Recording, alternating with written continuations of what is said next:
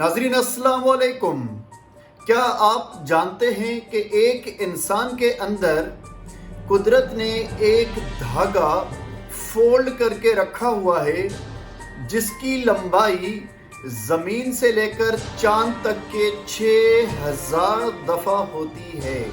या फिर दूसरे अल्फाज में नाजरीन, पूरे सोलर सिस्टम के अगर वो धागा 2 चक्कर लगा ले तब जाकर उसकी लेंथ या उसकी लंबाई मुकम्मल होती है। इतनी बड़ी साइज का ये धागा हर एक इंसान में कुदरत ने फोल्ड करके इस क्लासिकल अंदाज से रखा है कि अगर हमें खुदा न खास्ता कभी कट या कोई चोट लगती है तो वो धागा फिर भी दिखाई नहीं देता। नाजरीन, यही कुदरत है। आज इस शॉर्ट वीडियो के अंदर मैं आपको बताने जा रहा हूँ DNA के बारे में, डीऑक्सी राइबो न्यूक्लिक एसिड। बहुत सारे और भी हकाइक हैं जो आपको आगे चलकर इस वीडियो में मिलेंगे। अगर अब तक आपने YouTube चैनल नेचर ऑनलाइन को सब्सक्राइब नहीं किया तो प्लीज़ सब्सक्राइब कर लें और बेल के बटन को भी प्रेस कर दें, या फिर फेसबुक इंस्टा पर नेचर ऑनलाइन को लाइक करें और शेयर करें। मैं हूं खालिद जतोई। नाजरीन, DNA, आपने अक्सर ये 3 वर्ड सुने होंगे, डीऑक्सी राइबो न्यूक्लिक एसिड। जी हाँ नाजरीन, 1953 के अंदर वॉटसन एंड क्रिक नाम के 2 स्कॉलर थे जिन्होंने इसको सबसे पहले डिस्कवर किया था। आसान अल्फाज के अंदर मैं अगर इसको एक्सप्लेन करूं तो यूं समझ ले कि हम अगर इंसान को जब खोलते हैं तो अंदर की तरफ मुख्तलिफ सिस्टम नज़र आते हैं।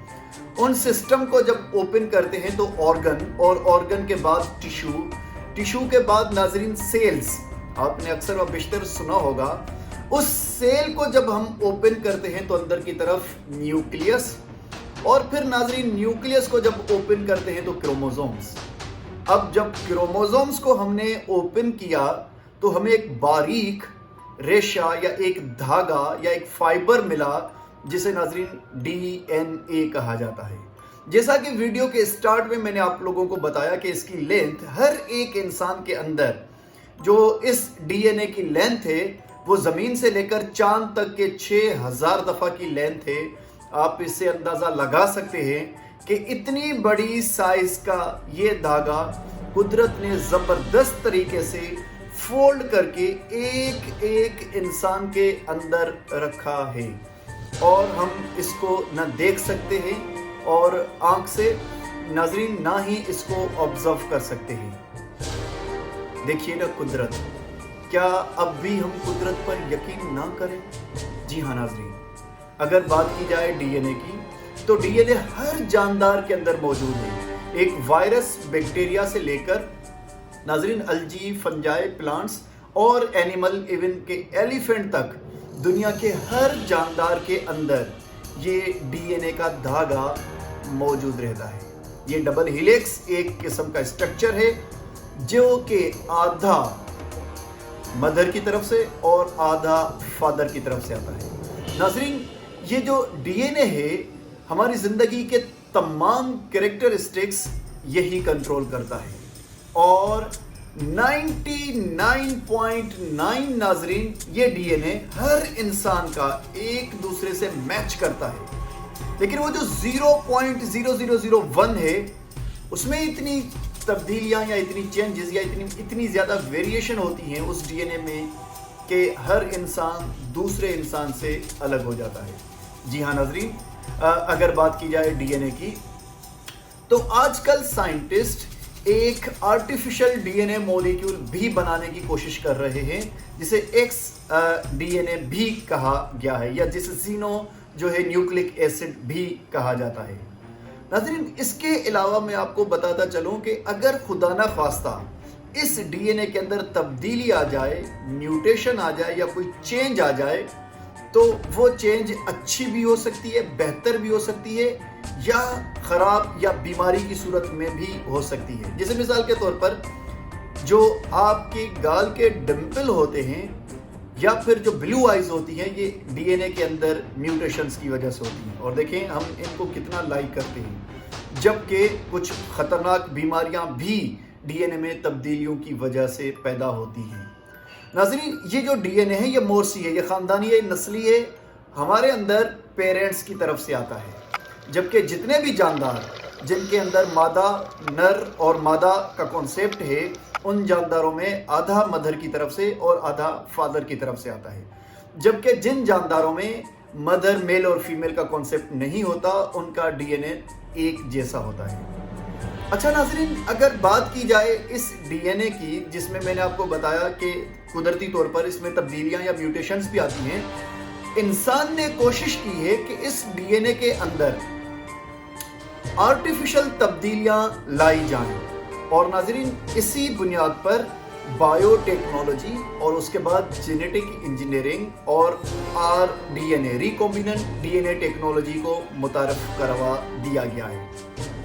اس R D N a technology کے اندر، ریکمبیننٹ ڈی این اے ٹیکنالوجی کے اندر ناظرین، وائرس بیکٹیریا سے لے کر پلانٹس اور ایون کے اینیملز اور ہیومن کے ڈی این اے میں ناظرین آرٹیفیشل پر چینجز لائی جا رہی ہیں. سائنٹسٹ کے مطابق، اسکالرز کے مطابق، پہلے انہوں نے اسٹارٹ لیا چھوٹے جانداروں سے، ان میں تبدیلیاں کی، پھر اس کے بعد فروٹس، پلانٹس کے اندر، ویجیٹیبلز کے اندر، اور اب اینیملز. ناظرین، اینیملز کے تبدیلیوں کے بعد وہ انسانی ڈی این اے کے اندر رد و بدل کرنے کی کوشش کر رہے ہیں. اگر میں آپ کو چھوٹی سی ایگزامپل دوں کہ جو ہے اینیملز کے اندر جو تبدیلیاں کی گئی ہیں ریکمبیننٹ ڈی این اے ٹیکنالوجی کے ذریعے یا کرسپر ٹیکنالوجی کے ذریعے، اس کے ذریعے ہم اپنی مرضی کے ڈی این اے میں تبدیلیاں لانے کے بعد اپنی مرضی کے کریکٹرسٹکس کو جو ہے وہ لانے کی کوشش کر رہے ہیں. یہاں تک کہ 2 یا 3 جانداروں کے ڈی این اے کو مکس کر کے بھی ڈی این اے بنانے کی کوشش کی جا رہی ہے. مثال کے طور پر جب لائن اور ٹائیگر کے ڈی این اے کو مکس کیا گیا تو لائگر وجود میں آیا. آپ میرے پیچھے دیکھ سکتے ہیں اس لائگر کی تصویر. جبکہ ڈونکی اور زیبرا کے ڈی این اے کو مکس کر کے زونکی وجود میں لایا گیا. اس کے علاوہ اور بھی بہت سارے جاندار موجود ہیں. جبکہ سائنٹسٹ کہہ رہے ہیں کہ اگر آپ ہمیں اجازت دیں تو ہم ڈائناسورس یا پھر ناظرین جو ہے وہ ڈریگن فلائی جو ہوتے ہیں ان کو بھی ان کے ڈی این اے کو ڈیٹیکٹ کرنے کے بعد آثار قدیمہ کے ذریعے اور ان کو دوبارہ سے ان جانداروں کو ریکریٹ کیا جا سکتا ہے. ناظرین، جو ہے سائنٹسٹ نے ایک جیلی فش کا قدرتی طور پر چمکنے والے ڈی این اے کا حصہ، جسے جین کہہ سکتے ہیں آپ، وہ ڈی این اے جب انہوں نے چوہوں میں ڈالا تو رات کو چوہے بھی چمکنے لگے، قدرتی طور پر چمکنے لگے. اور اس کے علاوہ نہ جانے کتنی اس طرح کی تبدیلیاں کی گئی ہیں. مثال کے طور پر انسانی کان جو ہے وہ بھی چوہے کی اسکن کے اوپر، چوہے کے ڈی این اے میں انسانی کان کے ڈی این اے کا حصہ جو ہے ناظرین مکس کیا گیا اور چوہے میں کان پیدا ہو گیا چوہے کی اسکن پر، اور وہاں سے وہ سرجری کے ذریعے نکال کر جس انسان میں کان کی کوئی یا ایئر کی کوئی پرابلم تھی تو وہاں پر وہ پیسٹ کیا گیا. ناظرین، سائنٹسٹ کا کہنا ہے کہ آنے والے چند سالوں کے اندر ہم انسانی ڈی این اے کے اندر اتنی زیادہ تبدیلیاں کر دیں گے کہ یہ انسان سپر ہیومن بن جائیں گے.